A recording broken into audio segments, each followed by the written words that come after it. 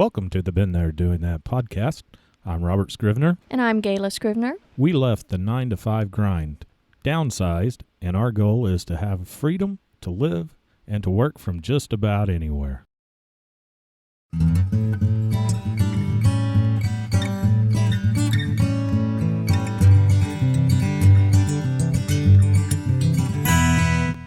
We are glad that you came All the way back. to Been There Doing That podcast. Yes. You're staring at me and I didn't know what to say, Robert. I put you on the spot. You did. Well, this week it's just been a busy week of work, and you've been working on the Jeep. Yeah. You've got it all torn apart. I mean, Took its head off. The whole top of the engine is off. What'd you do that for? That's what most of the people have been asking you this week. What'd you do that for? What's wrong with it? What's wrong with Ain't it? nothing wrong with it. Don't want nothing to be wrong with it. I took the head off of it. Well, and why'd you do that? Because you're going to do the head gasket, I right? call it preventative maintenance, but people call it broken. Or crazy. Why would you do that if it's perfectly fine? Well, we're getting ready to go on a trip. We start mid-April. We don't want the head gasket to be gone. And the head for the Jeep is prone to being cracked right in the middle for that year. Really? Now, you have the Jeep's fan on a toggle switch. Yeah. It's an electric fan. It's an electric fan. You put that on in Florida, I think. It was kind of to help save Mileage? Or on mileage. fuel No. mileage? Yeah, and we've probably saved enough already to pay for it, but I don't like it. I don't like it It's either. too noisy. I'm ready for the mechanical, and someday you'll go put that back. I'm ready. Whenever you just give me the word. One task at a time. You got your... I got it all apart. Now's the time to do it. Oh, okay. There was this time, I want to say, I might have admitted this to you, but 2, 3, 4 years ago, I'm not sure, Yeah. that we were taking photographs at the chuck wagon races Uh-huh. down in Arkansas, and our camera failed us. I remember that. And out of haste and panic... Thought it was haste and anger. Throw your arms up. I wasn't angry. Oh, It was panic. We were panicked. Drove up to Branson to Best Buy to get a camera. And I did not realize you didn't have the toggle switch on for the fan, because I am not accustomed. Might have got hot. I think it might have got hot until I realized, oh no, Robert's going to kill me. But I did turn it on, let it cool and stuff. But things like that, does that hurt the head? It doesn't. It doesn't help it. That was a few years ago, and it's driven it's a lot been a of long miles. ways since. It's been to Tennessee twice, and Yeah. that we know of. But that kind of behavior on my part does not grate on the engine, is it? No. But the engine does get hot, so I have to just look at the temperature gauge, right? Pretty much. Pretty much.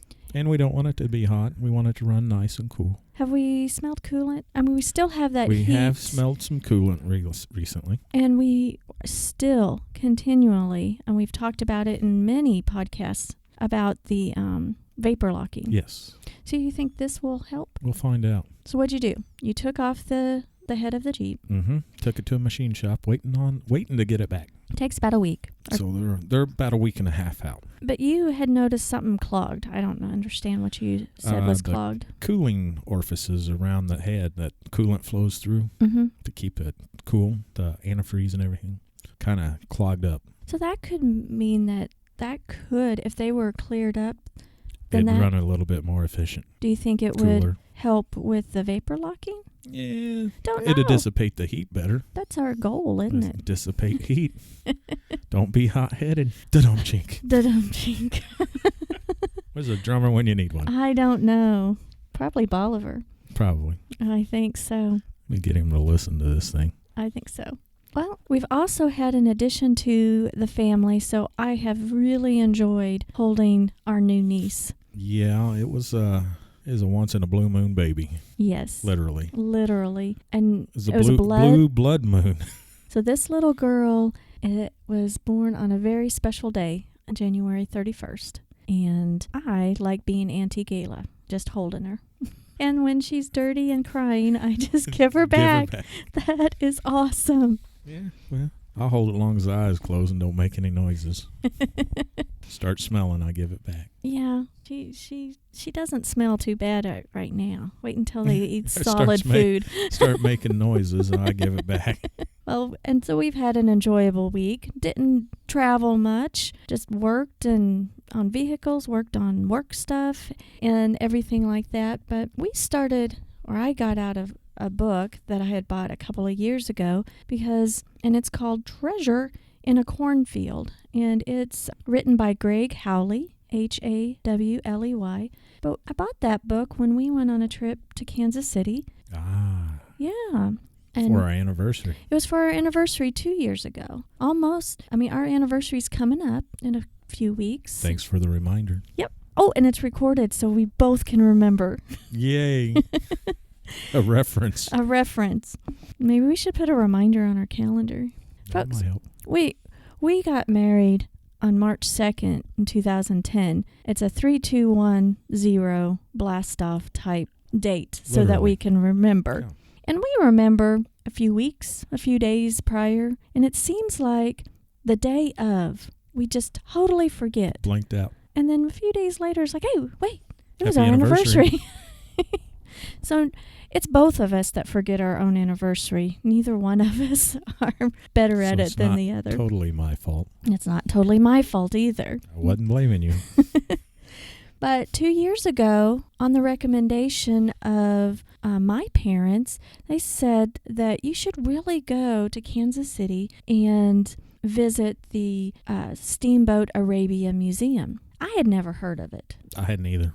And I was like, I don't know. But yeah, we need to get out of town. And I want to do something on our anniversary because I remember we did it the day of our anniversary. Yes, we were celebrating. We just got away. I drove you there and drove you back. Yes, you did. That's a big challenge in itself. You drive me everywhere. Kind of crazy, too. Yeah. Sometimes kind of crazy, but we wanted, I don't remember if it was in the middle of the week or not. I just know that I wanted it a special day because typically we forget our anniversary. Yeah. So that year, 2 years ago, I wanted it a special day. So we took my parents' recommendation and went up to Kansas City to the Steamboat Museum. And I really wasn't expecting much. But I have to tell you, I was blown away. Yeah. You know what you should do, Robert? Yeah. Another thing that you've been doing this week has been like sound effects. You've been recording a lot of things. Been trying to. And you were shooting your... My stash is getting bigger for the... Not mustache, but... Well, your mustache is getting bigger, too. But my compilation, I guess you would say. Okay. Of sound effects. Well, then I challenge you when you edit this podcast to put sound effects in there about blowing your mind and stuff like that. Because you... mind blown. You recorded some things when you were shooting your black powder this week and made some sound snippets and stuff. Mm-hmm. Okay, your challenge has been accepted. All right. I'm excited to hear how that's going to turn out. And so is everybody else. Wow. Just riveting. Let's get back to the Steamboat Arabia. What was your first impression, or what were you thinking? It's huge. It is huge. Inside a building. And it's huge. I was kind of glad that we were naive with what we would see. It was, I think, $14 a piece to get in. Mm-hmm. And I thought, well, that is kind of steep. What are we going to see for $14? Yeah, kind of how lame. Wow. Yeah, it was well worth it. I actually kind of want to go again, but we need to see other things. There's plenty in Kansas City to see. Yeah, it's in the city. Yeah, there is that. We like the country. But we do need to make it a point to see some of these really cool places in bigger towns. If anybody is interested in taking a look at what we're talking about, they should really visit 1856.com. That's the Steamboat Arabia's website, and we'll have a link on our show notes. On our show notes. We also did a podcast. A blog post. There you go. Unexpected Treasure in KC, and we'll have that as a link in the show notes so too. So you can read about when we was there. And Robert is going to do a Spark page. Yes, I am. Only because you told me I had to. Of all the pictures. Oh, your hand's cold. Oh, what's a Spark page, Robert? Adobe makes There you go. Adobe makes it, and it's pretty much you can do a blog on it if you wanted to. I just throw pictures on there. It's like a slideshow for us. Yeah, we use it as slideshow stuff. You like it because it's big and wide. And I love big pictures. I like big pictures, and I cannot lie.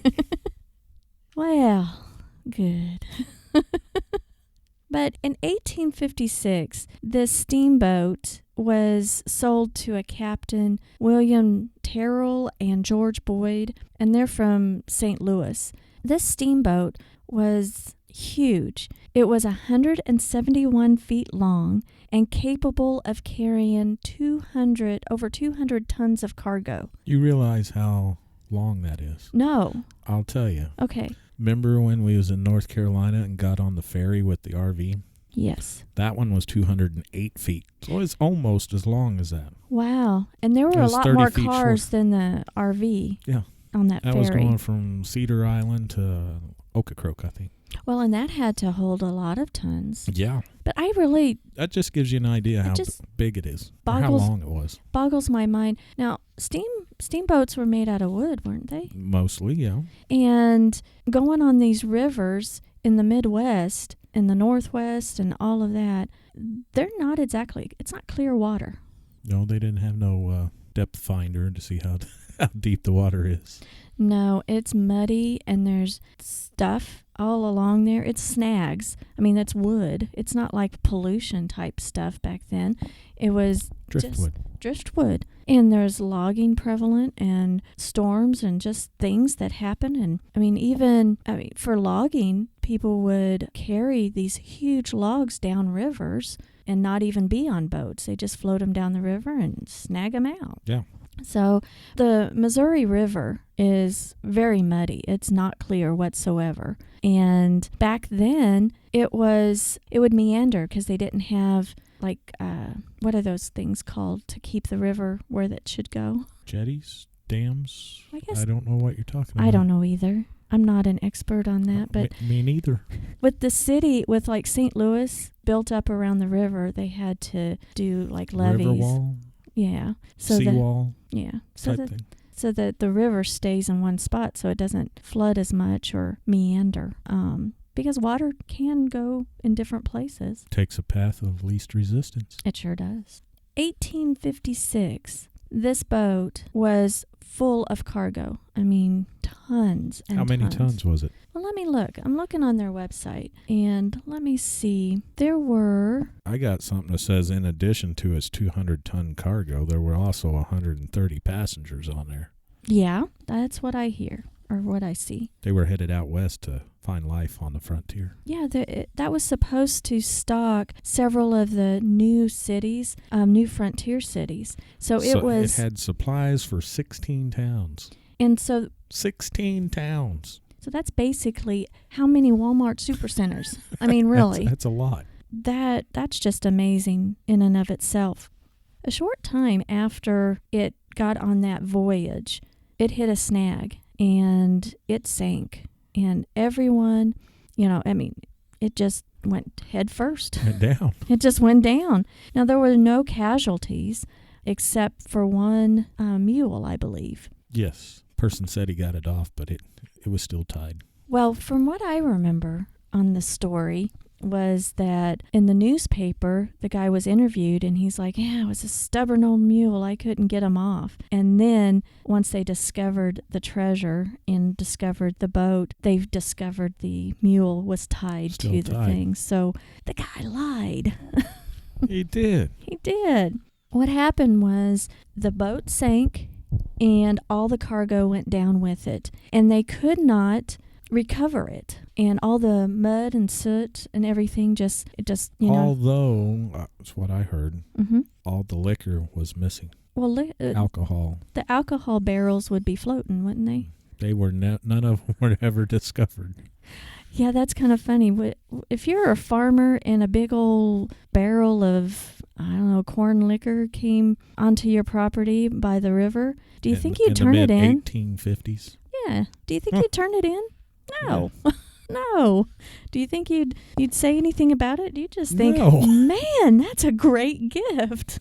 Let's go home. Don't know where it came from. But everything else sunk. The barrels floated away, but everything else was at the bottom of the river. You would think that they could see it and recover it, but they couldn't. And over time, it just got buried further and further. Fast forward to 132 years later. In the 80s. Well, actually, I think that there had been many treasure hunters trying to find it. Yeah. And this family, let's see, we've got David Hawley, I believe, and Greg Hawley. They had worked around the was it the Kansas City area or the St. Louis? I don't remember. I don't remember either. But anyway, they were interested in it, and they had researched, and they finally found it using, metal detectors and weathered maps, old newspaper clippings. Did their research. But 45 feet underground. Exactly. And it wasn't even in the river. It was a half mile away from the river. Because the river had changed. The direction of the river had changed that much. It was in some guy's cornfield is where it was. And hence the name of the book.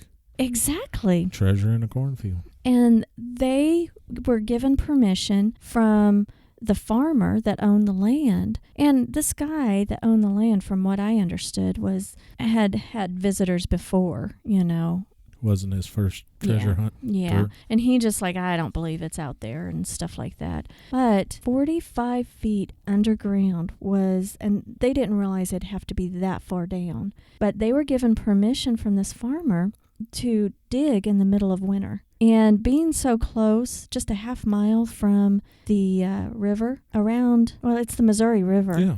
And they had to do a lot of pumping out of water from the ground because the water table. And they had big equipment. And I just can't imagine. It was wintertime when they did this. And there were some times that it was below zero that they were digging. And that just boggles my mind. In 87, I want to say they were doing that. Winter of 87, early of 88. And they risked everything. They risked, their family income. I believe weren't they contractors of some sort, like plumbers and stuff like that? Yeah. And so they had some equipment because of their work. But then through their community that they lived in, they gathered up money from the community, from the banks. Back then, banks lent money for things like this. Yeah, they had expenses over $1 million. Yes. And quickly. They were very stressed because they thought goodness, it's a treasure hunt and there's no guarantee that they're going to find anything. Luckily, they started finding things. But when they did not realize the magnitude of how much stuff they would find. They're still cleaning stuff from it. Exactly. From that winter, because they had an agreement with the farmer that at a certain time they had to fill the hole back up because the guy needed to farm again. He had to make his living. Exactly. But they hit the treasure and they had, oh my gosh, just the pictures of how big this boat was and how far down they had to go. And they just kept bringing out barrels and barrels and crates of everything. Things like food and clothing and boots and gunpowder, doorknobs and rubber-soled shoes. Yes. There you go. The historians knew that rubber was made, after the Civil War. Yep. But they had no evidence and didn't realize that rubber was made prior to the Civil War until this and put on discovery. Shoes. Yes, and had rubber shoes that went over your regular and who was shoes. It by? So interesting. It was imprinted with Goodyear. Yeah, Goodyear rubber. Had no idea. Before the Civil War. And combs and, rubber combs, which was great. And they ended up bringing out the entire treasure and putting in a warehouse and started systematically cleaning. And they decided instead of selling the treasure that they decided to preserve it and basically built a business for displaying the treasure. And I am so glad they did. It's huge. And one of the things, back in 87, we didn't have the internet like we do now. Nope. And their research on how to preserve, because they kept, was it the bow of the boat? Some part of it. It was a really huge part of it. And when it was buried... Had some of the paddle, too. Yeah. That was around. And that wood that was buried so deep in fresh water, the preservation of that is different than saltwater treasure hunting, apparently. Yeah. And they had no documented guidance on how to preserve, because what they told us, or what we saw, some examples of wood that was down deep in fresh water, and then if you didn't dry it out properly, that it would crack and disintegrate. Yeah. Because they had a couple of examples of things. But they had this huge part of the boat that they were able to preserve. But back then, they didn't have the internet to research, and they did a lot of library research and phone calls. And I think they ended up, one of them talked to somebody in Canada that had unveiled some sort of freshwater treasure and got advice from them on how to preserve it. Because everything else was documented on saltwater treasure. Yeah, it because was. that's more prevalent. But my mind is still blown away. Yeah. Yes. Insert your gunfire here. They were stocking the shops for all of these little towns. 16 towns. And just to see the pane glass made in the 1800s. Barrels of nails. And barrels of nails. And when the barrels of nails came out, they're one big clump. How they systematically cleaned them up. Everything was so well preserved except for cotton. Cotton didn't make it. It disintegrated over time and underwater. But all the buttons, you would not believe how many buttons they had, how many millions of buttons they cleaned up. This family cleaned up at the kitchen table. But pocket knives. They were, I'm going to go back to the buttons. Yeah. There's everything. They're beautifully colored. And so they know that that's what color the fabric was, because back then the calico... Couldn't see the buttons. Yeah, the calico print of the buttons was the same as the calico print of the fabric. But the leather, anything that was animal-based, it was preserved. There were 400 barrels of whiskey. Oh. That was never... That was never recovered. On the back of the deck. That was never recovered. Yes, found it. Well, they had insurance back then, so somebody got paid with the insurance. I don't think, in 87 that they revoked that insurance payment. Yeah, well. Gosh, dishes, food. Yeah, everything. Bottles, glassware. It's Spoons. Like going to Walmart and shopping back in 1855. And the pure volume of it. And, my parents were talking to us about it, and my mom was like, this is just amazing. And I'm like, yeah. And now we're talking about it. And now I just can't get over talking about it. I kind of want to see it again. We can do that. I think we should. But I encourage anyone that's going around the Kansas City area to visit the Arabia Steamboat Museum. It's been featured on Good Morning America. Yes. I did not know that. I didn't either. We don't. Reader's Digest, Paul Harvey, Rest of the Story, Antiques Roadshow, National Geographic, Wired, Midwest Living, Smithsonian, New York Times, and many others. Yes. And yet we're just hearing about it a couple years ago. Yeah. There were 4,000 shoes and boots recovered. 4,000. 3 million Indian trade beads. 3 million. Mm-hmm. Dozens of guns and knives. There was some more toys. Than a dozen knives. I took a picture of them. Yeah. There was hundreds of them. It was possible to even order a kit house and have it delivered to the frontier. And so we did see things like doors and doorknobs, and I can't get over it. Mine was blown. It was. And I'm enjoying looking through the book, Treasure in the Cornfield, and I'll have that link on how to buy that. It's got amazing pictures in it. It does. And the story. Greg Hawley did a great job writing his, everything, how it all happened. I mean, goodness. They went through a lot, and I admire them because they created a business. They do not get any assistance for the museum. There's no governmental assistance or anything like that. It's privately owned. They were able to pay back all of their loans after, a few years. Well, they opened it in 91 as a museum. to the public.